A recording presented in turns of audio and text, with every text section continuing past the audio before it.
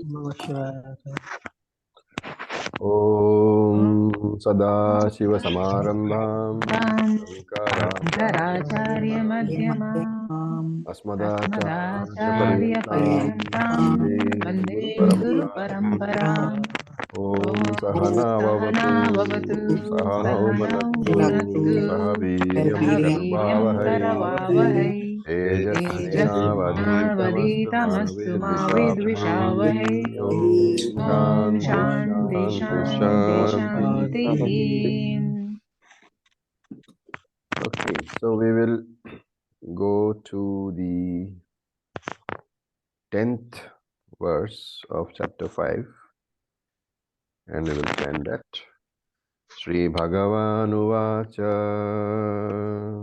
Shri Bhagavan Vacha Brahmanyadhaya Karmani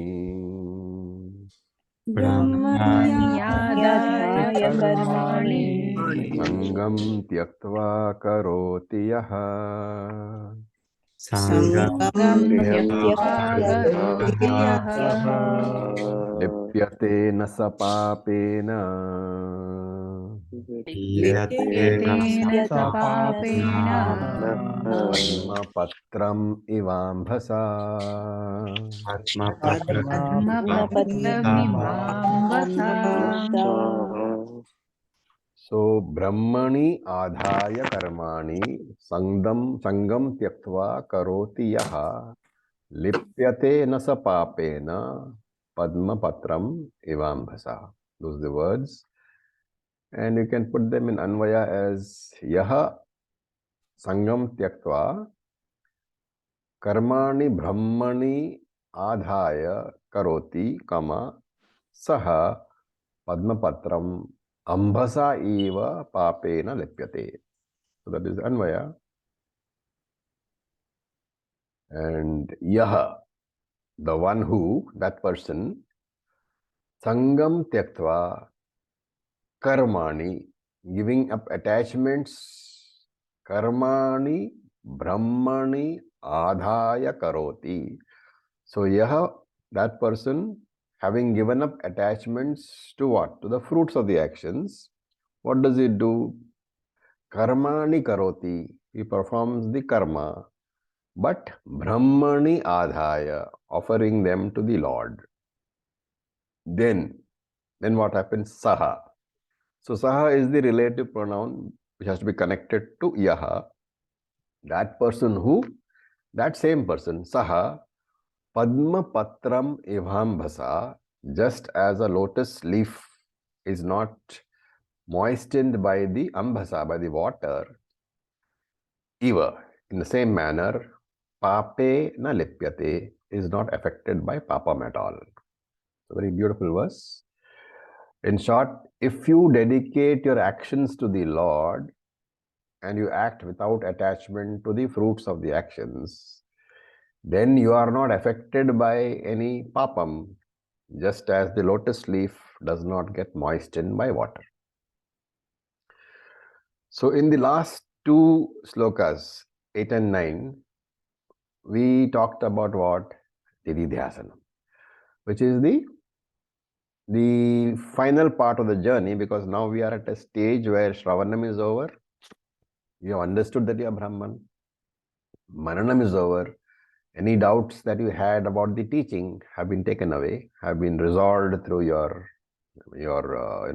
asking your teacher, asking your friends, your own contemplation. So Shravanam and Mananam are over, and therefore the last part of the journey is left. Of course, before Shravanam and Mananam, you have other things which you have done. Karma Yoga, Upasana Yoga. So Karma Yoga, Upasana Yoga, Shravanam, Mananam. 4 parts of your journey are over. The 5th part is going on, which is Nididhyasanam. And the last 2 slokas talked about Nididhyasanam, which is the final part of the journey, which is also the most difficult part of the journey. Why is that difficult? Because you are trying to bring about a change in your mindset. And what is that change? Till today, I thought I am a jiva who is troubled by this world, and therefore I need Ishvara for my support. So jiva who is worried about the world, and therefore I need Ishvara to help me against the trouble that the world is causing me. And this format we call the triangular format. So, Jiva Jagat Ishvara format. But now the change in my mindset, which I am trying to bring about, is what? That I am not a Jiva. So the Jiva Bhava, the attitude that I am a Jiva, I am trying to drop. And therefore, I am not a Jiva.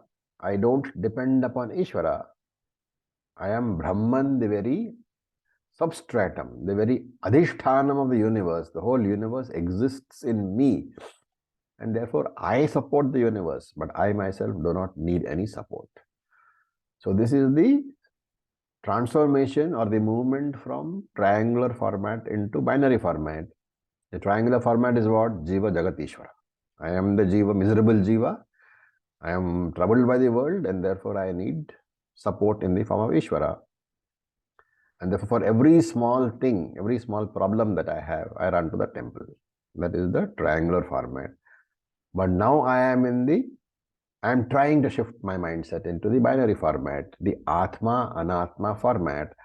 I am the Atma in which the entire Anatma exists. I support the Anatma, and therefore I do not need any support from anybody. And as a corollary of this, until now I was a seeker. I was a sadhaka seeking Jivan Mukti. But now I am trying to change that mindset. I am the Atma whose nature is Nitya Muktaha, who have been, who is, and will always be free. I am that Brahman. So I am no longer a sadhaka seeking Jivan Mukti or Videha Mukti. This mindset I am trying to bring about. And this deliberate practice of this mindset, this is called Nididhyasanam.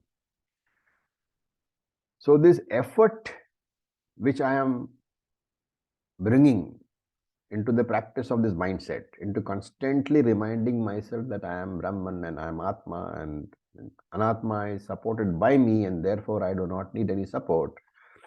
That constant practice is called Nididhyasanam.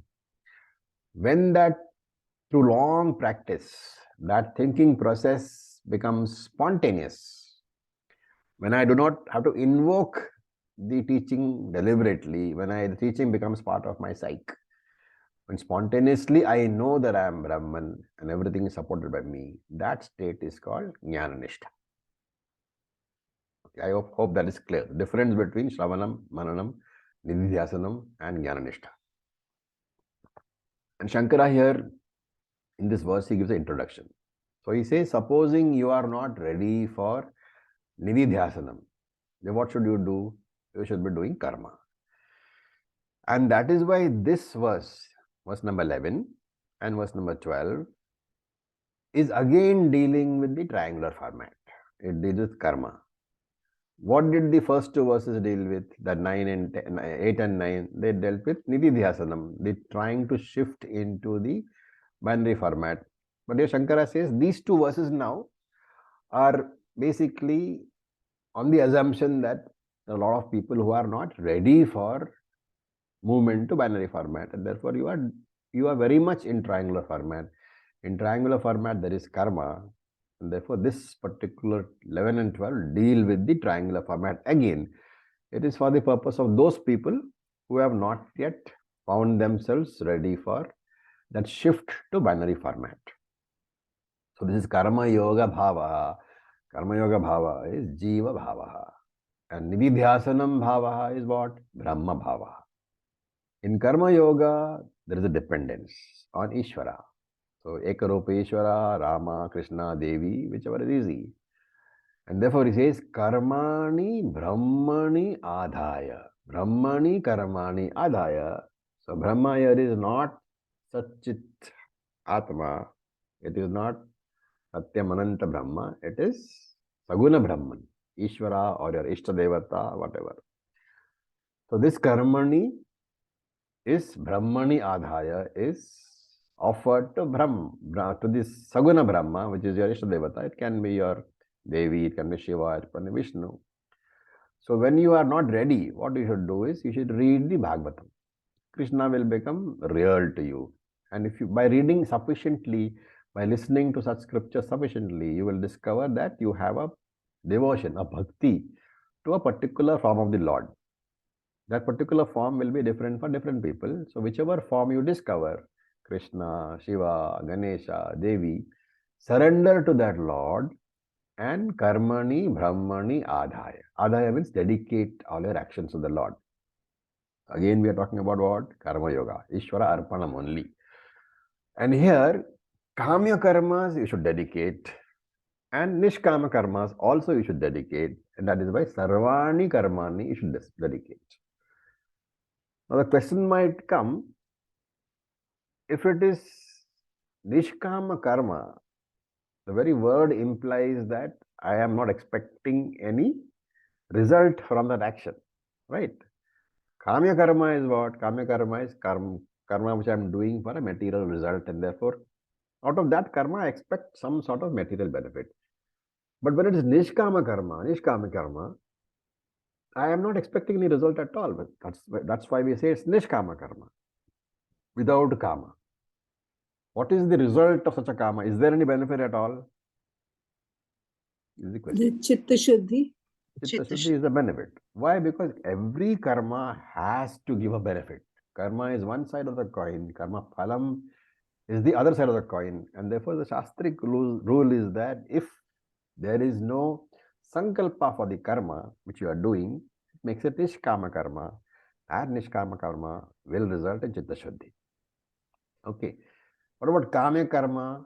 You will definitely get a result which you are asking for. But what should you do? You should receive it as Ishvara Prasada. And that is why we say, that is why it is said, Sarvani Karmani Brahmani Adhaya. Whether it is Kamya Karma or Nishkama Karma, you please offer it to the Lord. And what is the idea? Shankaracharya says in Vivek Chudamani, Chittasya Shuddhaye Karma. Karma is only for Chitta Shuddhi. Jnana Yogyata or purity is called Chitta Shuddhi. And Vedanta Vichara is called Jnanam. So this is the journey. Once you get Chitta Shuddhi, then you will come to Vedanta Vichara. So what karma gives, Vichara cannot give. That clarity we should have. What Vichara gives, karma cannot give. What does karma give? Karma gives Chitta Shuddhi. And Krishna here wants to point out that karma can give you Chitta Shuddhi providing it is performed in a particular manner. Mechanical performance of karma will not guarantee you Chitta Shuddhi. So it is the bhava, the arpana bhava, the attitude with which I do the karma and the attitude with which I look upon the result. Ishvara arpana bhava, Ishvara prasada buddhi. We have seen this again and again in chapter 2 and chapter 3. Krishna is just repeating. And therefore, when you have these two bhavas, then you have to suffix the word yogaha to karma. So then only does karma become karma yogaha. Without the attitude, karma is plain karma, not guaranteeing you any purity of mind at all. Therefore, the word yoga added to karma as a suffix, the karma yoga indicates the proper method of doing karma, because of which that karma will become an activity which is for purification. Therefore, karma minus yoga will be plain karma, will not purify. Karma plus yoga will purify. These are the conditions. What are the conditions which will convert karma into karma yoga? This is what we are seeing in this verse. This verse is talking about how to convert karma into karma yoga. What is the first condition? Adhaya. Adhaya means arpanam, Ishvara arpanam. We discussed this in great detail in the 3rd chapter. How do you do this arpanam? How do you offer karma to the Lord? So you can offer anything. You can offer flour, you can offer a little water, you can offer milk, you can offer laddu. All those things you can do, right? Those are the normal offerings you make. But how to offer karma? That is the question. So it's easy to say offer your karma to the Lord. When you say offer a flower to the Lord, it's very simple. It is a physical activity. I pick up the flower and I put it in the feet of the Lord when I am doing my prayer. So that is the offering, that is the arpanam. But what to do when it is karma? So Shankara says very clearly, he defines adhaya. That's the beauty of this bhashyam. He defines adhaya. He says, tadartham karma karomi, which means you should think of that action as being done for the sake of the Lord only. Tadartham, which is mentally there should be a prayer. Yat yat karma karomi. So whatever actions I do, He Shambho, O Lord, tat tat akhilam tava aradhanam. All those karmas are meant for as a worship for you only. Worship means I'm offering you, and therefore yat yat karma karomi tat tat akhilam shambho tava aradhanam. That is a small prayer, mental prayer which converts. It's a sankalpa which converts karma into worship. And therefore, whenever I dedicate to the Lord, I will repeat this prayer. I will do it properly, sincerely, and I remember the Lord. And this remembrance of the Lord with the prayer, it converts my normal karma into a puja. It means a physical puja it converts. And therefore, it falls under the definition of sarvani karmani brahmani adhaya. I dedicate my karma to the Lord. All sort of karmas. And this puja, when action becomes puja, when karma becomes puja, puja, remember, has got Easwaran in the middle. Otherwise, it can't be called puja at all. And therefore, puja becomes the giver of chitta shuddhi. Karma can be what? Nishkama karma or sakama karma we saw, right? Now, Shastram prescribes certain karmas, certain nishkama karmas exclusively for spiritual growth, like Sandhya Vandanam. Normally, you will find that in Shastram, you have a ritual, and the ritual, you have the material benefit also promised. So when you do the ritual and you do it with the sankalpa for the material benefit, it becomes a kama karma, kamya karma. But there are certain rituals where the material benefit is not mentioned at all. So Sandhya Vandanam, for example, it does not promise any material benefit. And it is exclusively prescribed for spiritual growth. Like, for example, going to temple or Panchamahayagnya. These are all called Nitya Naimittika Karmani. Karmani which are prescribed as mandatory for a Vedika. They're also called Vihita Karmani. Vihita means prescribed or mandated. Ideal example is what? Daily prayer. So with regard to such purificatory actions, purificatory karmas like prayers, I am not asking the Lord for anything. And because I am not asking the Lord for anything, there is no sankalpa at all. There is no result expected. And therefore, such a karma is exclusively meant for chitta shuddhi. And because, what is the advantage? Because there is no result expected. There is no material result expected. My mind does not get disturbed. Right? Well, there is no material result. Sorry. There is no material result expected at all. So there is no disturbance of mind. And when there is sakama karmani, when I expect my salary, when I expect some benefit from my karma, then it is kamya karma. But even in that kamya karma, what should be my attitude?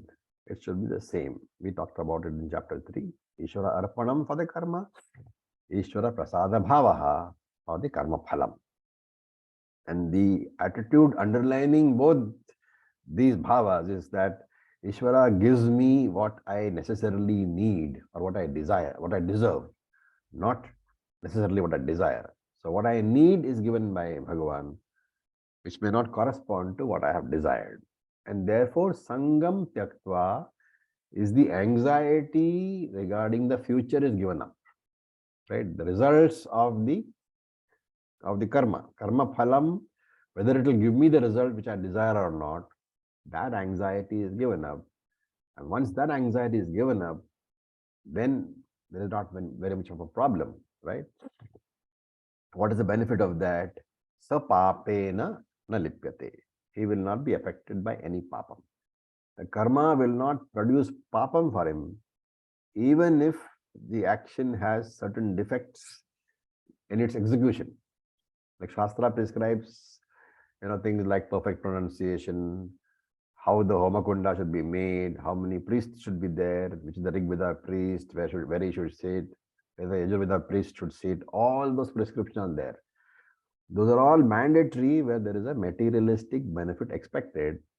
But if you are doing for Chitta Shuddhi, even if there is a defect, nothing is wrong.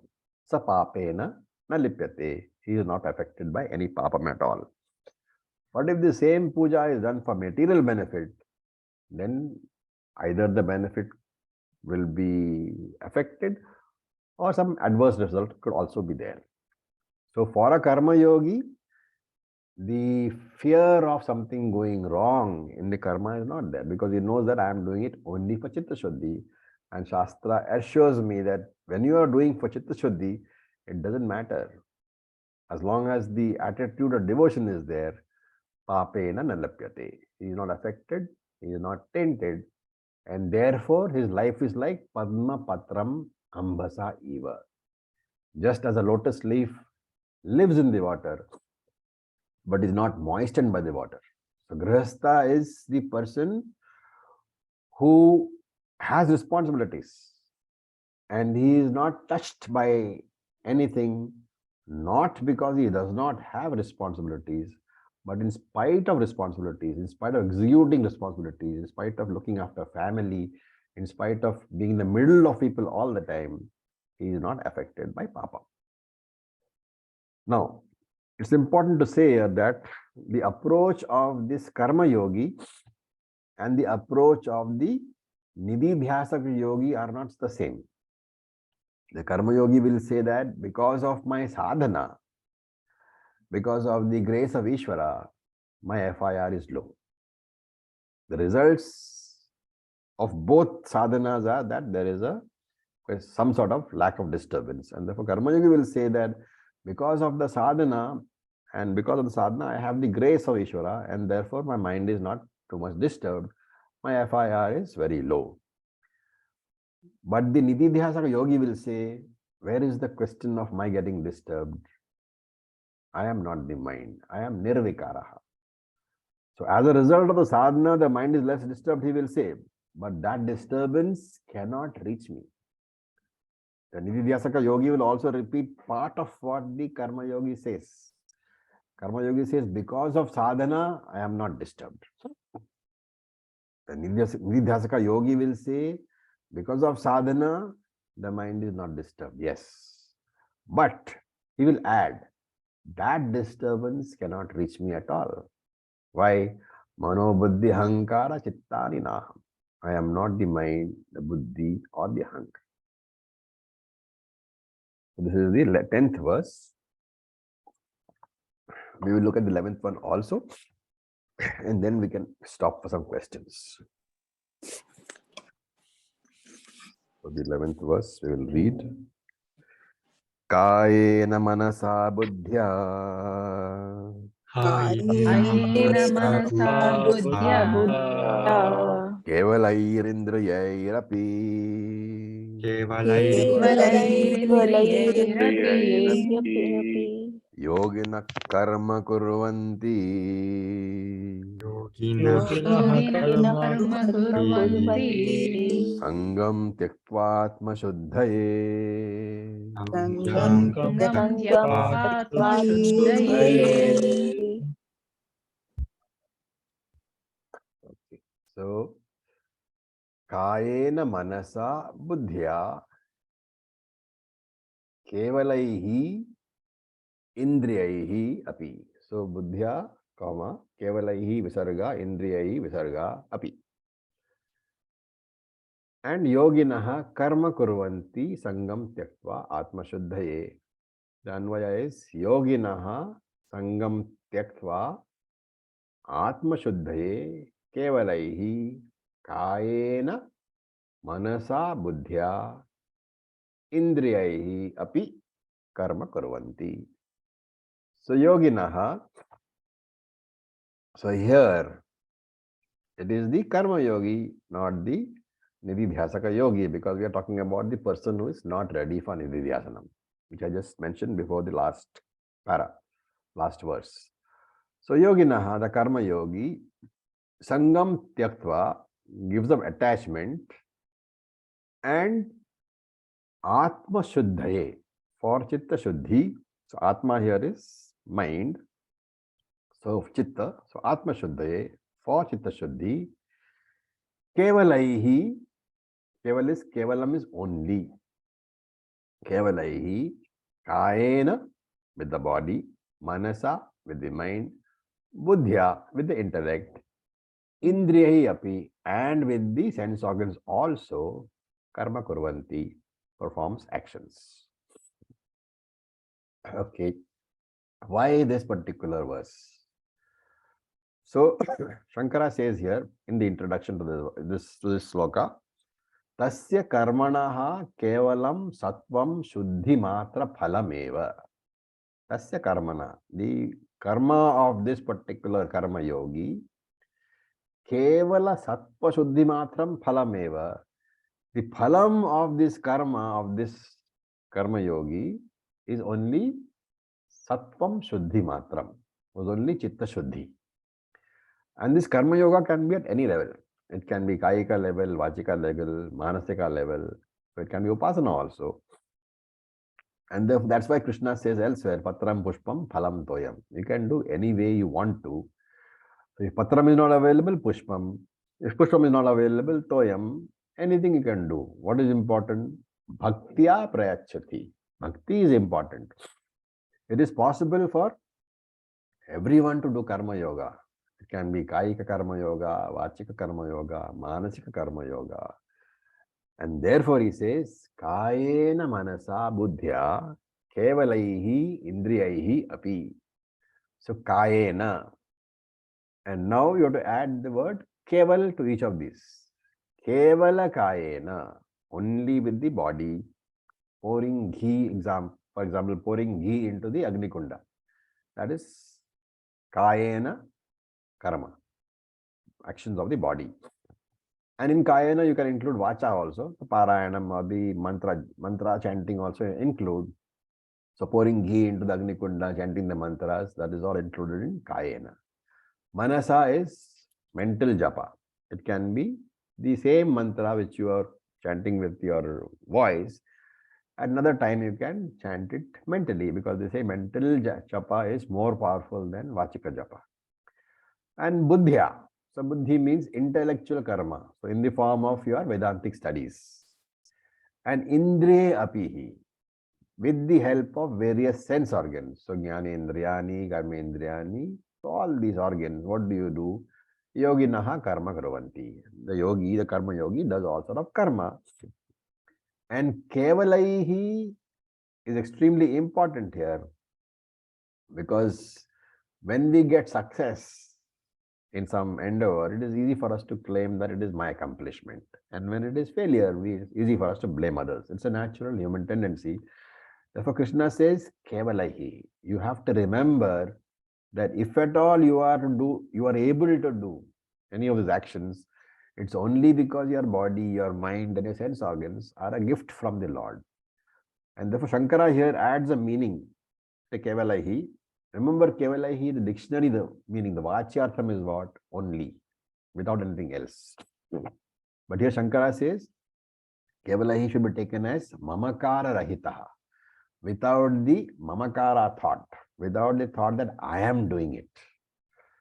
Then what should be your thought? If you are doing the puja without the thought of I am doing it, what should be the thought?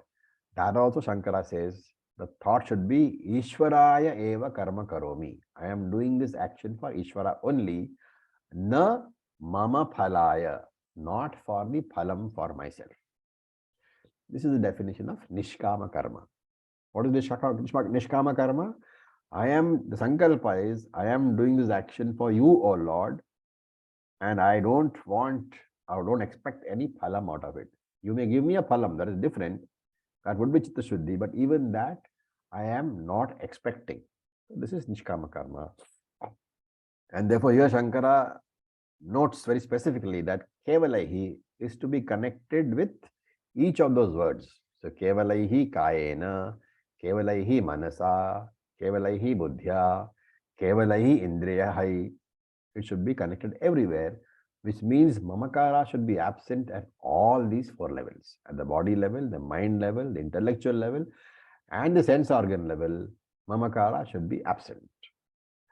And also, sangam tyaktva. Sangam is to what? Not to the karma. So people very often interpret sangam tyaktva as a karma sangam tyaktva. It is not so. It is karma phala sangam tyaktva. You should not be attached to the phalam. And here, remember, if you are talking about nishkama karma, what is the phalam? Chitta Shuddhi. But the same warning is there. There is no exception here. The warning is there here also. Sangam tyaktva. Even if Chitta Shuddhi is going to be the phalam of the nishkama karma, it should not be looked upon as the desired phalam. Why? Because of that particular statement of Shankara's, Ishwaraya eva karma karomi. I am doing it as an offering to Ishvara alone. It doesn't matter if there is no phalam at all. And when you are doing this, there is also a logical reason. When you are doing a karma, if your mind is focused on the result of the karma, then 100% of your mind is not available to you for the karma, right? Because you got only one mind, and if you want the 100% of the mind to be focused on the doing of the karma, then there can be no focus on the result of the karma. And that is what he's saying here, that you should not focus on the karma phalam at all, even if it is chitta shuddhi. Because if you do, then you will find that your mind is not completely available to you. Your efficiency is reduced. Shastra tells you that Chitta Shuddhi is a definite result of Nishkama Karma. There is therefore no need for you to desire it. Whether you desire the Chitta Shuddhi or not, you will still get it. Because Shastra guarantees you that Chitta Shuddhi will come. And therefore, avoid focusing on the Chitta Shuddhi. Focus only on the karma itself. This is the main indication of karma yoga. No anxiety, no tension, no stress. One doesn't need to go for stress management programs and pay a bomb of money over there. So all these sadhanas are meant for what? For Atma Shuddhi alone. Atma here, of course, means mind. And therefore, why does it mean mind? Because Atma does not need to be purified. Atma is Nitya Shuddha. So whenever we talk about purification, remember that we are talking about the Atma is the mind. We are talking about the mind alone. So with this, I'll stop in case any questions are there.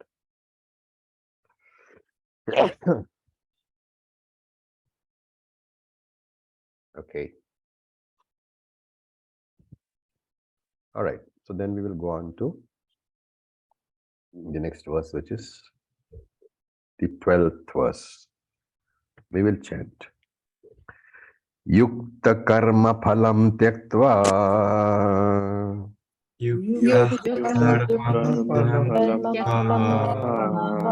Shantim apnoti naishtikim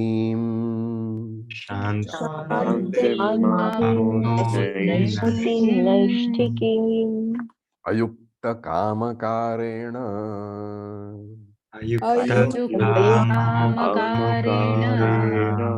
Phale sakto nibhadyate.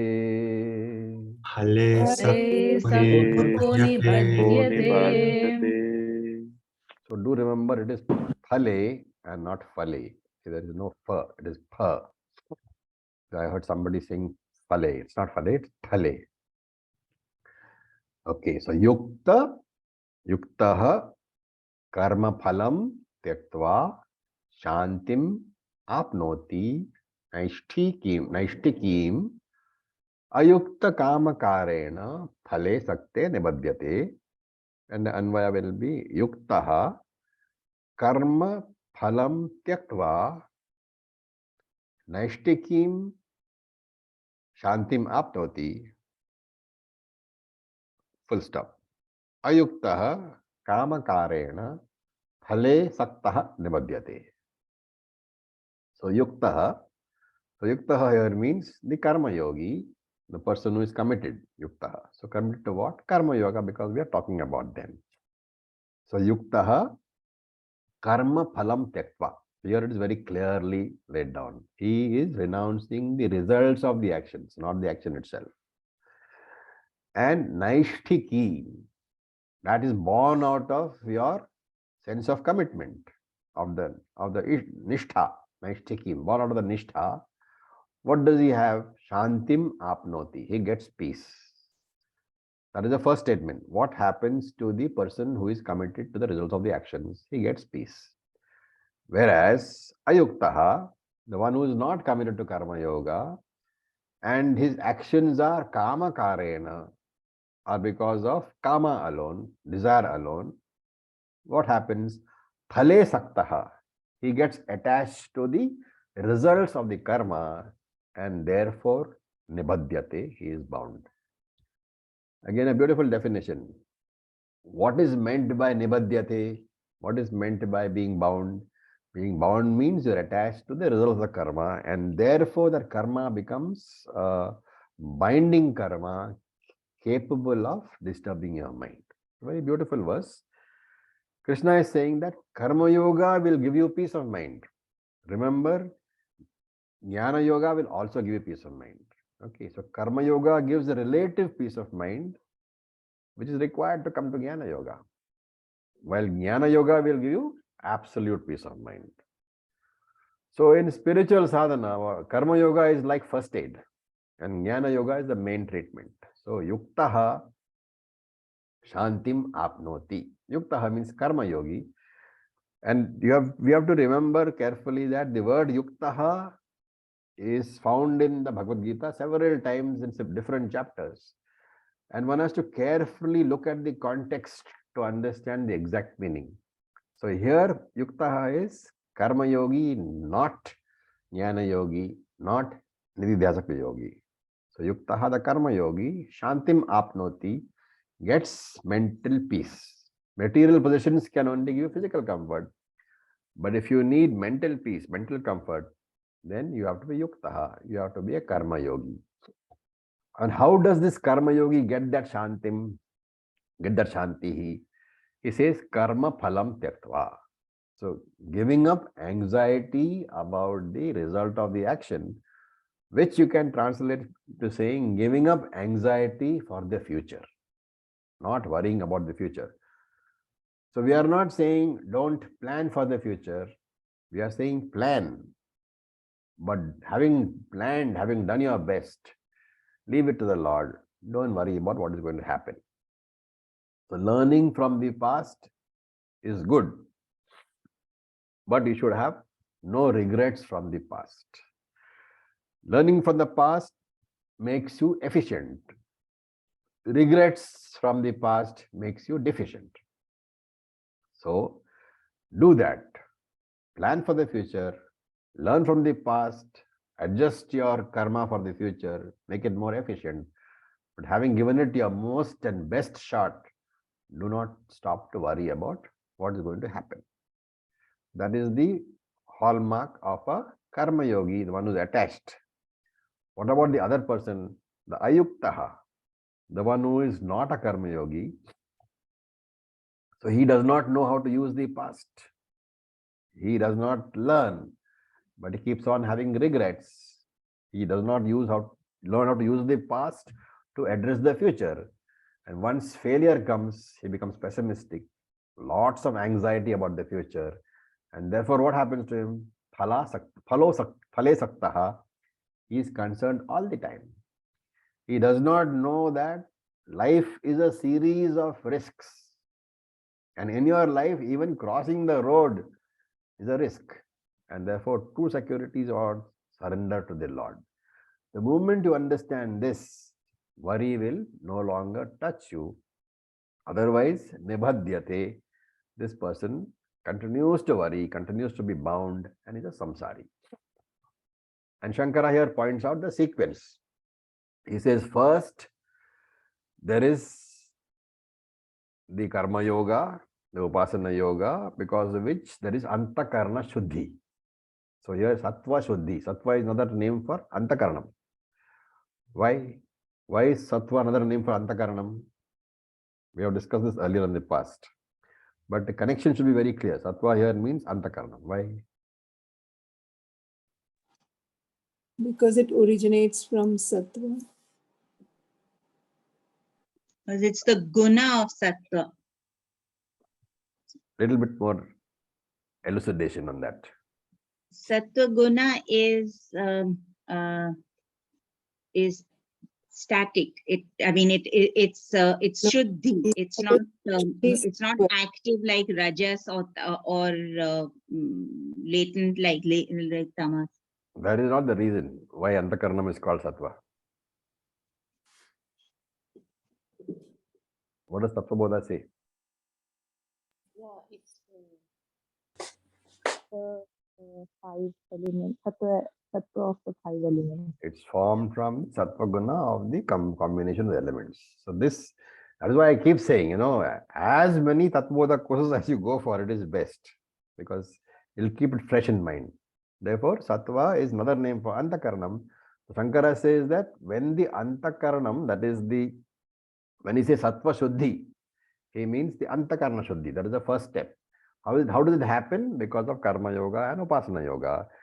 Once antakaranam is been purified, which means chitta shuddhi has been obtained, then shanti is gained. Because of sattva shuddhi, one gains shanti. Because of shanti, one gains atmajnanam. Because of atmajnanam, there is sarva karma sannyasa. Because of sarva karma sannyasa, one gets swarupa shanti. So there are two shantis. The first shanti is relative shanti, apekshika shanti, gained by what? Gained by the practice of karma yoga and upasana yoga. Because of the apekshika shanti, one is able to come to jnanam. Once you get jnanam, you know that you are not the doer. So there is sarva karma sannyasa. You stop considering yourself as a karta. Because of this, there is swarupa shanti. You understand that I am Satchit Ananda, and that swarupa shanti is atyantika shanti, absolute ananda. So you start with apekshika shanti, relative ananda, and you end with atyantika shanti, absolute ananda. So we'll do one more verse for the day, and then we'll see.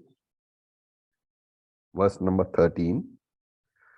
Sarva karmani manasa.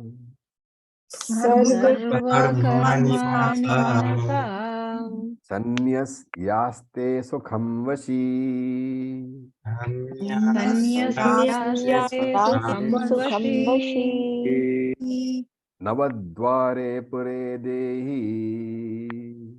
Navadvare pure dehi Naiva kurvanna karayan.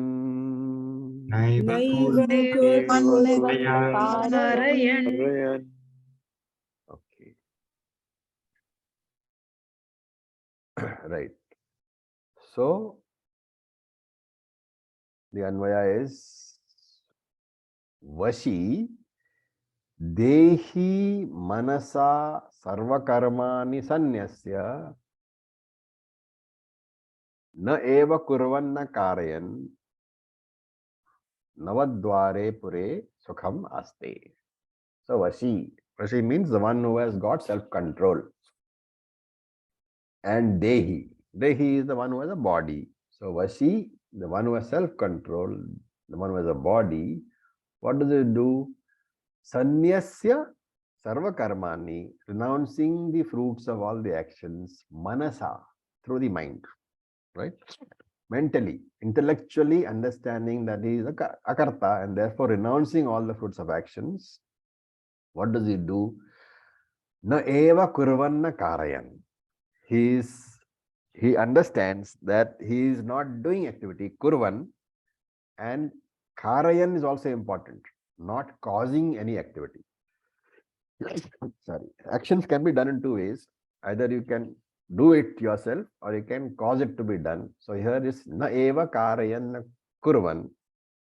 You are neither doing nor are you causing any action. Then what do? Navadvare pure sukhamaste. You remained happily in the city of the 9 gates. Navadware Pure. Pure means city. Navadware means 9 gates. Sukham Aste, you are remaining happy comfortably without doing actions in the Navadware Pure, city of the 9 gates. So, in the last 3 verses, 12, 11, and 10, Krishna talked about Karma Yoga. Remember, this is a continuing summary. So, now Krishna comes back to Jnana Yoga. So what does he say? Now, in this 13th verse up to the 21st verse is Jnana Yoga. And Shankara here wants to tell us why these verses are being introduced here. So he says, Yaha tu Paramartha Darshi Saha. On the other hand, Yaha Paramarthi Darshi Saha, if that person is a Jnani. Okay, so this is distinguishing. The last 3 verses he says were meant for the Karma Yogi. But on the other hand, Paramartha Darshi, if the person is one who has seeing the Paramartha angle, that is, if he is a Jnani, which means he has done Shravanam, Mananam, and Nididhyasanam, which means he has done a systematic study of Vedanta for a sufficient length of time under a competent Acharya, all those conditions are fulfilled, then he is ready to enter into the binary format. He is ready to pick up Nididhyasanam. And it's a very tough job because you're handing over everything to Bhagavan, including your family. Because in the binary format, you have no relationships. And therefore, this is the next stage after Karma Yoga. So many people think that the religious life, Karma Yoga, Upasana Yoga, is sufficient for moksha. That is incorrect. After Karma Yoga, you have to choicelessly come to Jnana Yoga. There is no moksha without Jnana Yoga. Of course, you can choose, if you are not ready, you can choose to postpone the Jnana Yoga, but you can never completely avoid it if you want moksha. And therefore, Karma Yoga of the 5th chapter, remember, is only an incidental topic. The 5th chapter is primarily dealing with Jnana Yoga only. And what is Jnana Yoga? As I said, systematic and consistent study of the Vedantic scriptures for a sufficient length of time under the guidance of a competent teacher. That is the meaning of Jnana Yoga. And Jnana Yoga covers what all topics? There are 5 topics. Jiva, Jagat, Ishwaraha, Bandhaha, Muktihi. So Jiva, Jagat, Ishwara, bondage, Bandhaha, and Muktihi, the moksha. These are the 5 topics which have to be covered in any Vedantic scripture. And when a person goes through this Jnana Yoga completely, properly, under the guidance of a teacher, he discovers a very important fact. What is that fact? Sarva Karmani Manasa Sanyasya. So Sarva Karmani is what? Nitya, Naimitika, Kamya Karma. So the Veda prescribes Nitya Karma, Naimitika Karma. It talks about Kamya Karma. So Sarva Karmani has to include all that. And what about Nishiddha Karma, you might add? Prohibited Karma. Because the word Sarvam is there, you have to include that also. Sarva Karmani means Nitya Karma, Naimitika Karma, Kamya Karma, as well as Nishedha Karma. So, and Manasa. The next word is Manasa. Manasa means using your Viveka Buddhi. Right? Now here Shankara says that this Manasa, this Viveka Buddhi is to be taken not as discrimination alone, but is to be taken as Atma Jnanam. So Manasa here means Atma Jnanena. Using the Atma Jnanam which you have got, then only it makes sense. Sarva Karmani Manasa Sanyasya. Renounce the actions themselves, the fruits of all the actions. How? Through your Atma Jnanam. What is meant by Atma Jnanam? Shankara says, go back to the 18th verse of the 4th chapter. Karmani akarma pasyet, akarmani cha karmayaha. He has discovered the fact that he is the Atma which is not capable of any actions. And therefore, all the actions which he thinks he is doing are now transferred back to the body-mind complex.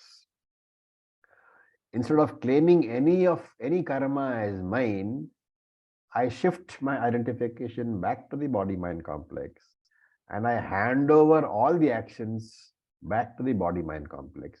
The body-mind complex will have to act in the world according to its prarabdha, and because it does karma, it will have karma phalam also. That karma phalam also it will have to undergo. But who will undergo? The body-mind complex, not I, the jnani. And it is in this manner that the jnani renounces the actions. It's an extremely important sloka, and Shankara very often quotes this sloka. So manasa sanyasya means he renounces through atma jnanam. It is internal renunciation through the understanding that I am not the body, mind, sense complex. So that is reflected in Urvarukamiva Bandhanat Mrityor Mukshiya Ma Amritat. The original purpose of that Urvarukamiva Bandhana mantra is not for physical immortality, because physical immortality is not possible at all. But once I have known that I am the immortal Atma, I learn to accept the mortality of the body, because the body is, whatever is born must die, and I am not that body, so the fear of death is gone. And having lost that fear of death, how does the jnani remains? Vashi sukham aste. Vashi means, Shankara supplies here, Vashi means jitendriyaha, the one who is sadhana chatushta sampannaha. That jnani who is sadhana chatushta sampannaha, sukham aste, he remains relaxed. And how does he remain relaxed? Na eva kurvan na karyan. He does not do any action, and in his presence, nobody else, by his presence, he does not make anybody else do any action. Therefore, the body-mind complex acts, but is not made to act. It may act in the presence of the Atma, because the very purpose of consciousness is to lend consciousness to the body-mind sense complex so that it is capable of some actions. But it is wrong to say that Atma makes it act. It's like saying that electricity makes the fan go round, which we say, right? But that is not true. Electricity is present there in those wires. It is because the fan is designed in a particular fashion. And what is the fashion? In the presence of electricity, the fan will go round and round. Similarly, in the presence of the Atma, the body will act, but Atma itself, na eva kurvan na karyan, does not act, does not make the body act also. Therefore, this is how karma is given up by the jnani, not physically. Physically, he may still do puja, but the understanding is that it is the ahankara, the body-mind complex, which does the puja. I, the Atma, am neither a karta nor a karyata. I do not do, nor I cause action to be done. I have stopped looking upon myself as a sadhaka because of the constant claiming of myself as Brahman or as Atma. My ahankara has become a very insignificant entity for me. And remember that only when the ahankara is significant for me, then I am obsessed with karma. And when I am obsessed with karma, I am obsessed about the karma phalam. But in the case of a jnani, because of the fact that I claim myself to be Atma and not ahankara, ahankara appears very, very insignificant. It doesn't mean that jnani can avoid the problems of ahankara, right? Because from ahankara standpoint, naturally I am worried about the old age and the death of the body, which is part of ahankara. But when I shift my vision to Atma, I learn to objectively look at the ahankara. It is not that ahankara's problems go away for the jnani. As long as the jnani has a body, the ahankara's problems will remain. He will get white hair, he will get His teeth will fall, he will go bald, his body will get disease. But these are significant only if you are looking at it from the point of view of the Ahankara. If you have shifted your vision to the Atma, then that body of yours is one among millions of bodies in the universe. And when you look at the time-space beginning of creation, you will find that billions and billions of bodies have come and disappeared. It has made absolutely no effect on creation. Galaxies have come and gone, giant suns have come and gone, giant stars have come and gone. There is no change, there is no effect on the creation at all. What will happen if this body comes and goes? Nothing will happen. And therefore, I learned to look at the Ahankara objectively. And because of that, the karma associated with the Ahankara, the punyam, papam associated with the Ahankara, they all become insignificant. These worries acquire a large view only from the point of the Ahankara. They become significant only from Ahankara's point. But Atma does not have all these. And therefore, Sukham Aste, the Jnani sits comfortably in that same body which is the Ahankara, Navadware. So Sukham means free from any effort. He is claiming the relaxation of the Atma as the very Swarupam.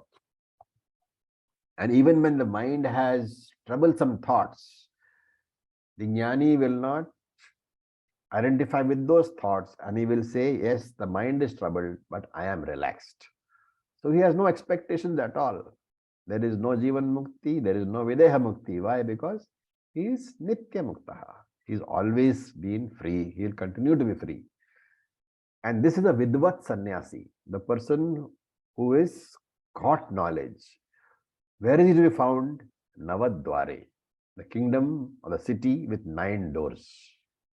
So Dwaram is taken as the counter for transactions, and therefore you have 7 entrances, 7 Dwaram in the head. What are they? 2 ears, 2 eyes, 2 nostrils, and 1 mouth. So that is 7. And there are 2 gateways below for removal of the waste from the body. So 7 plus 2, 9.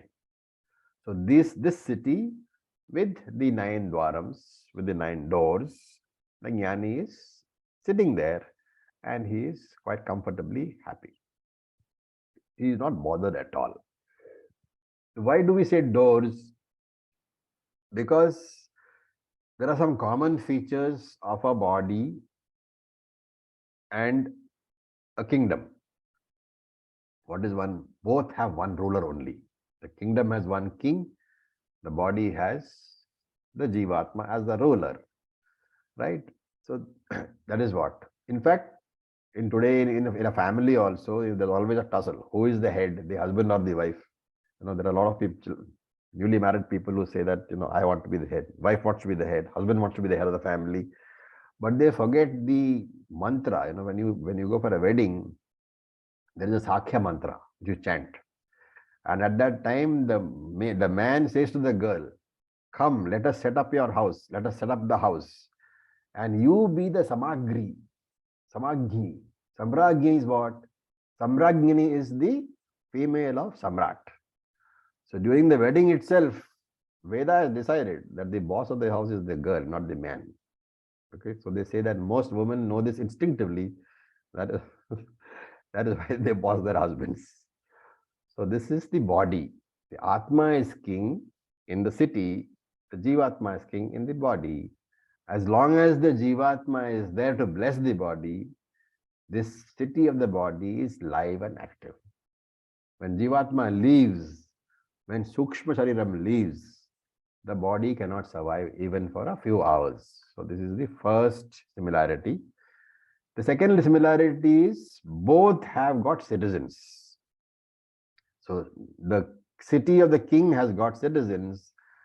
The city of the body also has citizens. Krishna does not give a list, but Shankara says the list of the body citizens are Indriya, Mana, Buddhihi, Vishayaha. And all the thoughts which you have in the mind, they are also the citizens of your body. Like the ice cream which is in your fridge. It is not there only in the fridge. It is in your mind also. Therefore, every citizen of the body, all the indriyas, the eyes, the ears, the nose, the tongue, they all work for the benefit of the Swami, the Jivatma only. And how do they work? Shankara says they generate different experiences. They refer, for example, music knowledge, chess knowledge, tennis knowledge, all this is generated by what? Generated by the citizens of the body only. So there is similarity between the body and the city, which is why Krishna uses this particular term. Okay. Now, here Shankara says a doubt can arise. What is the need to say that the Jivatma is in the Shariram?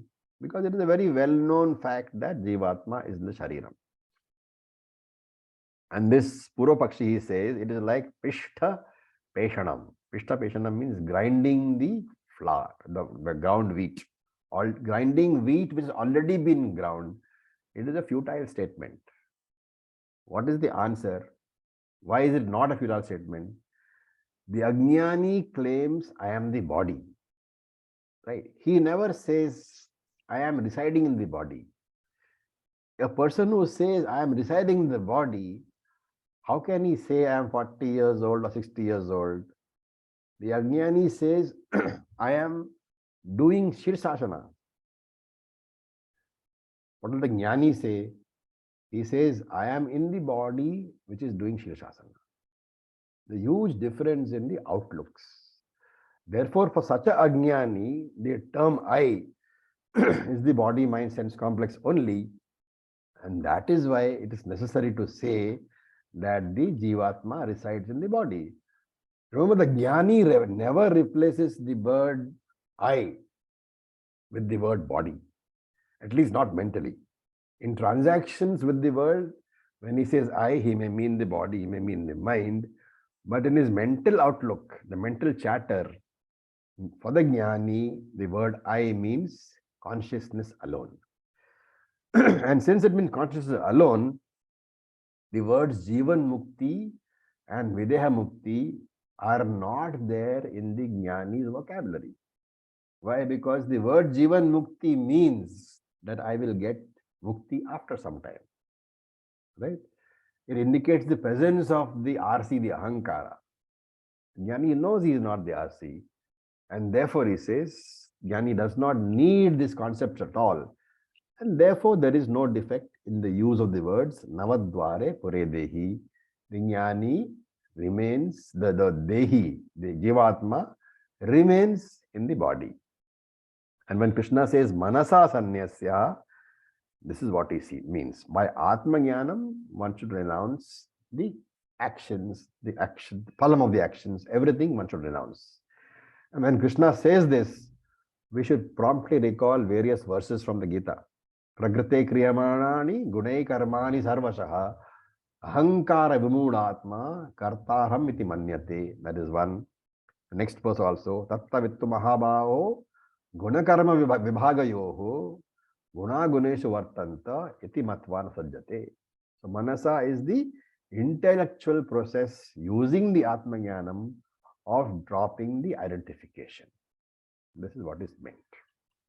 With this, we'll stop for today. Any questions?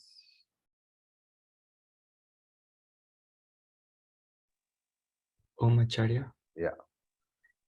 So, in this discussion, we mentioned that there are some topics that are covered in any Vedantic scriptures, such as Jiva, Jagat, Ishvara, Panda, and Muktihi. But I was wondering why Brahman was not included in this list. Ishvara is Brahman. Okay. So that when you come across advanced texts, you will find that Ishvara and Brahman are used interchangeably. What is the difference between Ishvara and Brahman? The RM that Ishvara has and that Brahma doesn't has. Okay, now the RM is what? mithya, anatma. A mithya vastu, something which is mithya, is not real. It is dependent entity. And therefore you don't count it. And Okay. therefore when Brahman and Ishvara are used in together, you should recall that Ishvara is Brahman only, but with a mithya body. And since mithya is not a real entity, there is no defect in using the terms interchangeably. And you will find that in many of the scriptures, especially the Upanishads, they are very, very freely used interchangeably. You have to look at the context and decide whether it is Brahman or Brahma Sahita Maya. Thank you. Om Acharya ji. Yes, please. Acharya ji, in many of the earlier contests, I have heard that our body is 10 doors. So There are some 11 doors also occasionally. So we'll come across that when we do Katha Upanishads. Mostly it is 9 doors, 11 doors. They use different, like sometimes for the nose you use only one door. Well, in this case it is 2 nostrils. So you can say ears as 1, nose as 1, eye as 1, which makes it 3, and then mouth makes it 4. So it depends on the context. There is no right or wrong about it. It just means various openings. okay, Acharya. Thank you so much. Okay, so with this we'll stop. Om Purnamadav Purnamidam Purnat Purnamudachyate Purnasya Purnamadaya Purnamevavasishyate. Om Shanti Shanti Shanti. Om Tat Sat. Om Namah Shivaya. Thank you for your patience. Om Tat Sat. Thank you, Acharya.